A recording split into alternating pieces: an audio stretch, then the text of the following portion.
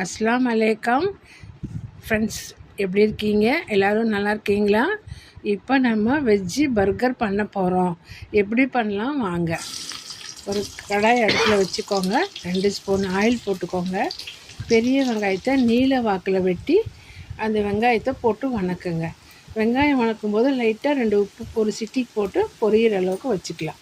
இது வணக்கினதுக்கப்புறம் இஞ்சி பூண்டு பேஸ்ட் போடுங்க. அதுக்கப்புறம் கேரட் போடுங்க.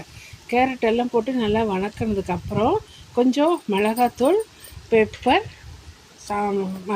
கரம் மசாலா போட்டு கொஞ்சம் வணக்கிக்கோங்க. லைட்டாக நல்லா வணக்கினதுக்கப்புறம் நம்ம நல்லா வணக்கிட்டே இருக்கணும். வணக்கினதுக்கப்புறம் சவ்வை சிம் வச்சுட்டு தக்காளி, கொக்கும்பர் இது 2ஐயும் போட்டு அந்த மசாலையோட அப்படியே மேலே மேலே ஒன்று ஒன்றா அடுக்கி விட்டுருங்க. அடுக்கி விட்டதுக்கப்புறம் நம்ம கையில் அந்த மசாலா இருக்கிறத தண்ணி ஒரு ஸ்பூன் தண்ணி அந்த மசாலையில் போட்டு அப்படியே தெளித்து விட்டுட்டு ஒரு செகண்ட் மூடி விட்டுருங்க. ஒரு செகண்ட் ஜாஸ்தி மூட வேணால் உடஞ்சி போயிடும். மூடினதுக்கப்புறம் மறுபடியும் திறந்து 1-2 கலக்கி விட்டுருங்க. எல்லா மசாலையோட தக்காளியும் அந்த குக்கும்பரும் சேர்ந்து கலக்கி விட்டுருங்க. கலக்கிட்டு மூடி வச்சுட்டு அடுப்பை ஆஃப் பண்ணி விட்டுருங்க.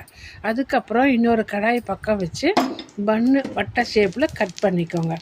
பன்னை வெட்டிட்டு கீழேயும் மேலேயும் சீஸ் போட்டுக்கோங்க. சீஸ் பீஸாவும் போட்டுக்கலாம், க்ரீமாகவும். ஓப்பன் பண்ண பஜ்ஜிக்குள்ளே சாஸ் வச்சுட்டு பன்னை ஓப்பன் பண்ணி எடுத்து வச்ச மசாலையை அதுக்குள்ளே வச்சு தோசைக்கல்லை போட்டு டோஸ்ட் பண்ணி நல்லா ஒரு பக்கம் வச்சு நீங்கள் அதை எடுத்து